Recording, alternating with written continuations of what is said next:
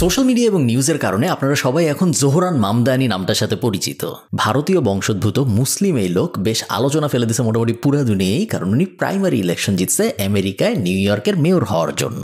এর আগের মেয়র যে ছিল অ্যান্ড্রু কোমো, তাকে পরাজিত করে জেতাটা খুব বড় একটা ব্যাপার নিউ ইয়র্কের মতো জায়গায়, কারণ এই জিনিস হবে এটা কেউ তেমন এক্সপেক্ট করে নাই। আজকের ভিডিওতে আমরা বোঝার চেষ্টা করব উনি কিভাবে এই অসম্ভব জিনিসকে সম্ভব করলেন, উনার স্ট্র্যাটেজিগুলো কি ছিল এবং উনি আসলে মানুষটাকে। চলন শুরু করা যাক। জোহরানের জন্ম কিন্তু ইন্ডিয়ায় না, আমেরিকাও না, ওর জন্ম অ্যাকচুয়ালি উগান্ডায়। ওর বাবা মা দুইজনই ভারতীয় আমেরিকান। বাবা হলো কলম্বিয়ান ইউনিভার্সিটির একজন টিচার এবং মা হলো বেশ জনপ্রিয় একজন ফিল্ম মেকার, উনি সিনেমা বানায়। ওর বাবার অ্যাকচুয়ালি জনপ্রিয় কয়েকটা বইও আছে, আপনারা গুগল করলে পাবেন। এবং ওর মা যে সিনেমাগুলো বানায় 5টা বা 6টা সিনেমা বানিয়েছেন উনি, এবং এই 5টা-6টা সিনেমার মধ্যে কয়েকটা অ্যাওয়ার্ডও পাইছে বিভিন্ন জায়গায়। সো মেইনলি যে জিনিস আমি বলার চেষ্টা করতেছি সেটা হলো গিয়ে জোহরান বেশ সম্ভ্রান্ত, এডুকেটেড, হাই ক্লাস সোসাইটির একজন মানুষ। আপনাদের আমি একটু আগে বললাম জোহরানের জন্ম উগান্ডায়, বাট উগান্ডায়ও বেশি দিন থাকে নাই। ওখানে প্রাইমারি স্কুল করার পরে 5-7 বছর বয়সে জানিও নিউ ইয়র্কে চলে আসে এবং তখন থেকে শুরু করে এখন পর্যন্ত নিউ ইয়র্কেই ওর সারা জীবন কেটেছে। ছোটবেলা থেকেই মোটামুটি সবাই যারা জোহরানের আশপাশে এসেছিল তারা বুঝতে পেরেছে যে এই ছেলের মধ্যে লিডারশিপ কোয়ালিটি বেশ স্ট্রং। ছোটবেলায় ওর স্কুলে প্রথম যে ক্রিকেট ক্লাব, আমেরিকায় কিন্তু ক্রিকেট খুব একটা জনপ্রিয় জিনিস না, বাট ও যেহেতু ইন্ডিয়ান রুটস আছে, সো ওর কাছে ক্রিকেট বেশ পছন্দের একটা ব্যাপার ছিল। প্রথম ক্রিকেট ক্লাব ওর বানানো। প্যালেস্টাইনের সাপোর্টে যে স্টুডেন্ট উইংগুলো হয়েছে সেগুলোর অনেকগুলার ফাউন্ডিং মেম্বারদের মধ্যে ও ছিল। মোট কথা ছোটবেলা থেকেই বিভিন্ন অ্যাক্টিভিজমের মধ্যে জোহরানের জীবন কেটেছে, যেটা খুব কমন একটা ব্যাপার। আমরা জানি যে কেউ যদি পলিটিক্যাল অ্যাঙ্গেলের দিকে আস্তে আস্তে আগাইতে চায় তাহলে তার জীবন যদি আমরা ব্যাকট্র্যাক করে দেখি, আপনি জনপ্রিয় যে কোনো পলিটিক্যাল লিডারকে ব্যাকট্র্যাক করলে দেখতে পারবেন যে হ্যাঁ, তার অনেক অ্যাক্টিভিজমের সাথে জড়িত ছিল, তার অনেক ক্লাবিংয়ের সাথে জড়িত ছিল, তার অনেক ইভেন্ট অর্গানাইজেশনের সাথে জড়িত ছিল। এগুলাকে সাধারণত দেখা হয় যে প্রাইমারি স্টেপস কেউ যদি পলিটিক্সে বা লিডারশিপের বিভিন্ন রোলে যেতে চায় তার আগে করার। কলেজ যখন শেষ হয়ে যায় জোহরানের, তখন প্রথম যেই কাজটা নেয় সেটা ছিল একজন হাউজিং কাউন্সিলর হিসেবে। হাউজিং কাউন্সিলরের কাজ কি?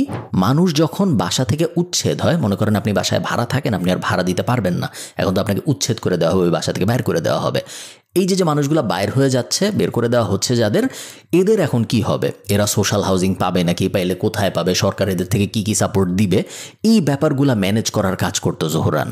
এই কাজ করতে যাই প্রথম জোহরান রিয়ালাইজ করে যে নিউ ইয়র্ক জাঁকজমকপূর্ণ একটা শহর, চারিদিকে এত আলো, এত টাকা পয়সা, এত বিলবোর্ড, বাট অনেক মানুষ অ্যাকচুয়ালি আসে নিউ ইয়র্কের ভিতরে যারা অ্যাকচুয়ালি অনেক কষ্টে থাকে। স্পেশালি উনি এই ব্যাপারটা রিয়ালাইজ করে যে আবাসন সমস্যা কত সিরিয়াস একটা সমস্যা এবং এই সমস্যা একটা লোয়ার মিডল ক্লাস মানুষকে কত বাজেভাবে এফেক্ট করতে পারে। Democratic socialist for America, DSA নামে একটা অর্গানাইজেশন আছে। এই অর্গানাইজেশনে 2017 সালে জোহরান জয়েন করে। অফিসিয়ালি আপনি যদি খোঁজার চেষ্টা করেন যে জোহরান কবে পলিটিক্সে ঢুকে, তাহলে এই যে 2017 সালে যে ডিএসএতে জয়েন করলো, এই জয়েন করাটাকে আপনি বলতে পারেন অফিসিয়ালি 2017 সালে সে পলিটিক্সে প্রবেশ করেছে। আমি এমনিতে ক্যাপিটালিজমে বিশ্বাসী। আমার মধ্যে মার্কস তত্ত্ব বা এই যে ক্যাপিটালিজমের এগেইনস্টে যেই ব্যাপারগুলো হয় যে না, আমরা সোশ্যালিস্ট একটা দেশ বানানোর চেষ্টা করব, সবার সমান জিনিস থাকবে, কেউ বেশি বড়লোক হবে না, কেউ বেশি গরিব হবে না, ওই থিওরির সাথে আমি অ্যাকচুয়ালি একমত না। এবং লার্জলি পৃথিবীর বেশিরভাগ দেশ ইনক্লুডিং বাংলাদেশ ওই থিওরির সাথে একমত না। আমরা প্রায় সবাই ক্যাপিটালিস্টিক সোসাইটিতে বড় হয়েছি, রাশিয়া বাদ দিলে, বা রাশিয়াও অ্যাকচুয়ালি অনেক ক্ষেত্রে ক্যাপিটালিস্টিক হয়ে গেছে। একসময় সোভিয়েত ইউনিয়ন ছিল যারা অত ক্যাপিটালিস্টিক ছিল না। যাই হোক, বাট ডিএসের যে মেইন স্লোগান যে প্রাইমারি যে অন্ন, বস্ত্র, বাসস্থান, চিকিৎসা, শিক্ষা, আমাদের মৌলিক অধিকার যেগুলা সরকারের নিশ্চিত করতে হবে সবাই যেন এগুলা পায়, এবং এগুলার মধ্যে আমরা একটা সোশ্যালিস্টিক এলিমেন্ট ঢুকাইতে চাই যে সবার জন্য এগুলা সমান হবে। এরপর তুই ভাই যত ইচ্ছা বড়লোক হইতে চাস, কোনো সমস্যা নাই। এটা আমি বিশ্বাস করি, আমি একমত। আমার মনে হয় এই ব্যাপারটা হওয়া উচিত। বাংলাদেশের সংবিধানে এই ব্যাপারটা আছে, বাট অ্যাকচুয়ালি তো এনফোর্স না, অ্যাকচুয়ালি কেউ কিছু করে না, বাট আমি বিশ্বাস করি এটা হলে খুব একটা খারাপ হইতো না। সো 2017 সালে জোহরান ওই জিনিসে জয়েন করলো এবং 2017 থেকে 2025 পর্যন্ত অনেক কিছু করছে। অনেক ছোট ছোট ক্যাম্পেইনে পার্টিসিপেট করেছে। ওদের লিডারদের মনোনীত করার জন্য যেসব অ্যাক্টিভিজম করতে হয়, যেসব ভলান্টিয়ার অ্যাক্টিভিটিস করতে হয়, ক্যাম্পিং করতে হয়, তারপরে বিভিন্ন মানুষের বাসায় বাসায় যায় বলতে হয় আমাদের ভোট দিয়ে, সব কিছু করছে 2024-25 সাল পর্যন্ত। 23 অক্টোবর 2024 সালে, আমি মাঝখানে অনেক কিছু বাদ দিয়ে আসছি, নাহলে আপনাদের আমি পুরো গল্পটা বলতে পারবো না। 23 অক্টোবর 2024 সালে জোহরান ঘোষণা দেয় যে ও আমেরিকার নিউ ইয়র্ক শহরের মেয়র হওয়ার জন্য লড়াই করবে। ওর অ্যাকশন প্ল্যান কি? খুবই সিম্পল। নিউ ইয়র্কের কোনো বাসে কোনো ফি দিতে হবে না, নিউ ইয়র্কের রেন্ট ফ্রিজ হয়ে যাবে, রেন্ট আর বাড়বে না, সরকার ইউনিভার্সাল চাইল্ড কেয়ার দিবে। সো সরকার বাচ্চাদের কেয়ার রাখার জন্য চাইল্ড কেয়ার ফ্যাসিলিটিগুলো সরকার বানায় দিবে নিউ ইয়র্কের ভিতরে, এবং নিউ ইয়র্কের ভিতরে মিনিমাম আওয়ারলি ওয়েজ হবে $30 2030 সালের মধ্যে। আরও কিছু মাইনর পরিকল্পনা আছে যেগুলো আমি এখন আপনাদের বলছি না, যেমন সরকার পরিচালিত কিছু গ্রসারি সার্ভিসেসও লঞ্চ করতে চাইছিল নিউ ইয়র্কের ভিতরে নিম্ন আয়ের মানুষদের জন্য, যেন তারা খুব সহজেই গ্রসারি অ্যাক্সেস করতে পারে, অত টাকা খরচ না করে। এরকম কিছু কিছু ব্যাপারও ছিল। 24 জুন 2025 মহেন্দ্র খন দেখা গেল আসলেই জোহরান অ্যান্ড্রু কুমোকে পরাজিত করে প্রাইমারি জিতে গেছে। প্রায় 56% ভোট নিয়ে ও ডেমোক্র্যাট প্রার্থী হয়েছে এবং অ্যাকচুয়াল মেয়র ইলেকশন লড়াই করার জন্য ডেমোক্র্যাটদের ভিতর থেকে মনোনীত হয়েছে। আমেরিকায় কিন্তু দুই ভাগে ইলেকশন হয়, আপনারা যারা জানেন না। প্রথমে পার্টির ভিতরে ইলেকশন হয়, যে ইলেকশনে ডিসাইড করা হয় যে কে অ্যাকচুয়ালি ইলেকশন করবে।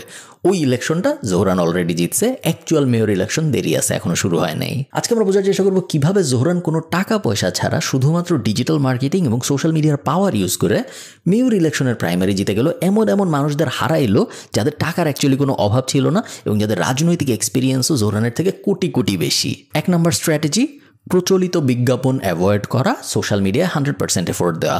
আপনারা জোহরানকে কীভাবে চিনেন? আপনারা হয়তো টিকটকের কোনো ভিডিও দেখছেন, ইনস্টাগ্রামের কোনো রিল দেখছেন, ফেসবুকের কোনো রিল দেখছেন, বা অন্য মানুষ এগুলার কোনো একটা শেয়ার দিছে সেইটা আপনি দেখছেন, এবং এগুলোর মধ্যে আপনি কি দেখছেন মনে করার চেষ্টা করেন। আপনি দেখছেন ও মেট্রোতে কারোর সাথে কথা বলতেছে, ও রাস্তায় দাঁড়ায় কিছু একটা বলতেছে, খুবই ক্যাজুয়াল, আইফোনে শট করা, একদম ফার্স্ট হ্যান্ড পার্সপেক্টিভে সব কিছু দেখানো। এটা কিন্তু পুরোটাই ইঞ্জিনিয়ার করা, এবং এটা এই কারণে করা হয়েছে মেনলি 2 কারণে। এক হলো ওর এত বাজেট নেই যে টিভি কমার্শিয়াল চালাবে বা বিশাল ক্রু সেট আপ করেও অ্যাক্টিং করে কোনো একটা কিছু বানাবে, প্লাস এটাই অ্যাকচুয়ালি কাজ করে।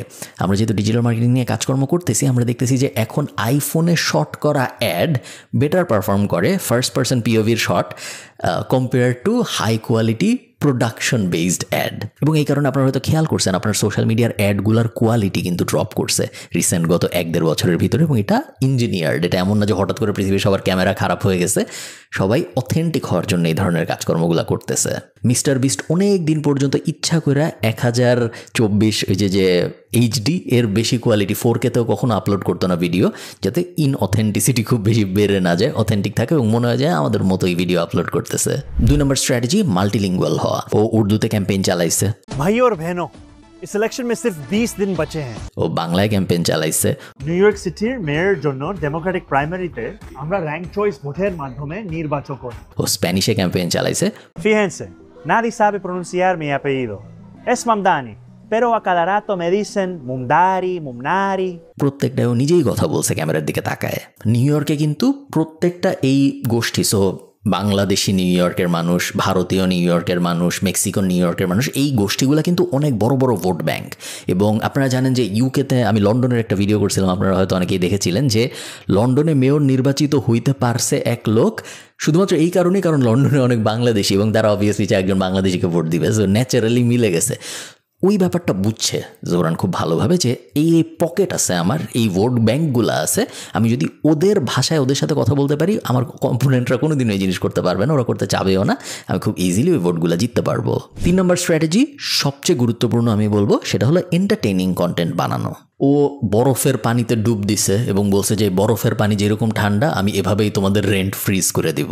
ও স্যুট পরে সাবওয়েতে বসে হটডগ খাইতে খাইতে ভিডিও করছে, ও রাস্তায় শুয়ে শুয়ে ভিডিও করছে।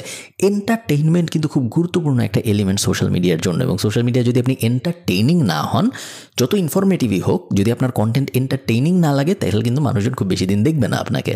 4 নম্বর জিনিস, ইনফ্লুয়েন্সার মার্কেটিং। গত আমেরিকান ইলেকশন থেকেই আমরা দেখছি ইনফ্লুয়েন্সার মার্কেটিং ইলেকশনের জন্য খুব গুরুত্বপূর্ণ একটা ব্যাপার হয়ে গিয়েছে। আপনারা দেখেছেন যে একটা বড় কারণ বলা হয় হিলারি জিতে নেয় এবং ট্রাম্প জিতছে, কারণ হিলারি ট্র্যাডিশনাল মিডিয়ায় গিয়েছিল, CNN-এ গেছে, টিভিতে ইন্টারভিউ দিছে, টিভির জনপ্রিয় লেট নাইট শোগুলায় গিয়েছে। অন্যদিকে ট্রাম্প কিন্তু জো রোগানের পডকাস্টে গেছে, অমুক পডকাস্ট ইত্যাদি ইত্যাদি, অমুক লাইভ এই ধরনের জিনিসপত্র করেছে অনেক। আপনারা তার একটু পিছনে যদি যান, আপনি দেখবেন ইন্ডিয়ান পলিটিক্সে বলেন বা বাংলাদেশের পলিটিক্সে বলেন, ইনফ্লুয়েন্সার মার্কেটিং আস্তে আস্তে প্রকট হওয়া শুরু করছে, এবং যতই দিন যাবে এই জিনিস বাড়বে। জোহরান খুব ভালোভাবে এই জিনিস বুঝছে এবং যত বেশি পারা যায় ইনফ্লুয়েন্সারদের সাথে কোল্যাব করছে। ডেটা পাবলিশ হয়েছে এবং দেখা গিয়েছে যে কোমো, যে জোহরানের সবচেয়ে বড় কম্পিটিটর, সে একটা ভোট পাওয়ার জন্য প্রায় $86-87 পর্যন্ত খরচ করছে, যেখানে জোহরানের ওই সেম ভোট পাইতে খরচ হয়েছে $17 কম। প্রায় 46,000 ভলান্টিয়ার উনি পাইছে অল থ্রু সোশ্যাল মিডিয়া। এই ভলান্টিয়াররা কেউ ওনাকে চিনতো না, এই ভলান্টিয়ারদের কোনো টাকা দিতে হয় না, ও মাঝে মধ্যে ক্যাপ দেয় ওদের, মাঝে মধ্যে খাওয়ায়, মাঝে মধ্যে টি শার্ট দেয়, বাট দ্যাটস ইট। অন্যদিকে বড় বড় পলিটিক্যাল পার্টির মানুষজন যারা, কোমো ফর এক্সাম্পল, ওরা কিন্তু টাকা দিয়ে ক্যাম্পেইন ম্যানেজার রেখে সেই ক্যাম্পেইন ম্যানেজারের আন্ডারে মানুষজন রেখে পুরো ব্যাপারটা অর্গানাইজ করার চেষ্টা করছে, যেটা একদমই কাজ করে নাই। সব কথা সারমর্ম কি? সব কথা সারমর্ম হলো দুইটা। এক নম্বর সারমর্ম খুবই ইন্টারেস্টিং হবে দেখার জন্য যে অ্যাকচুয়াল যে মেয়র ইলেকশন হবে সেই মেয়র ইলেকশনে জোহরান জিততে পারে নাকি পারে না। এখন পর্যন্ত দেখে বেশ ইন্টারেস্টিং মনে হচ্ছে, এখন পর্যন্ত দেখে মনে হচ্ছে অবশ্যই পসিবিলিটি আছে জেতার, বাট আমরা এখনও জানি না। অ্যাকচুয়াল ইলেকশন হইলেই বোঝা যাবে, কারণ ভোট খুব বেশি সুইং হয় এবং ও অনেক বড় ব্যবধানে জিতেছে এরকম না, 56% জিতছে। সো সুইং একটু হয়ে গেলেই কিন্তু আবার অবস্থা খুব খারাপ হয়ে যাবে, যেটা হওয়া উচিত না। এটা টেকওয়ে নাম্বার 1। টেকওয়ে নাম্বার 2 হলো সোশ্যাল মিডিয়ার ইম্পর্টেন্স মানুষজন এখন আর অ্যাভয়েড করতে পারতেছে না।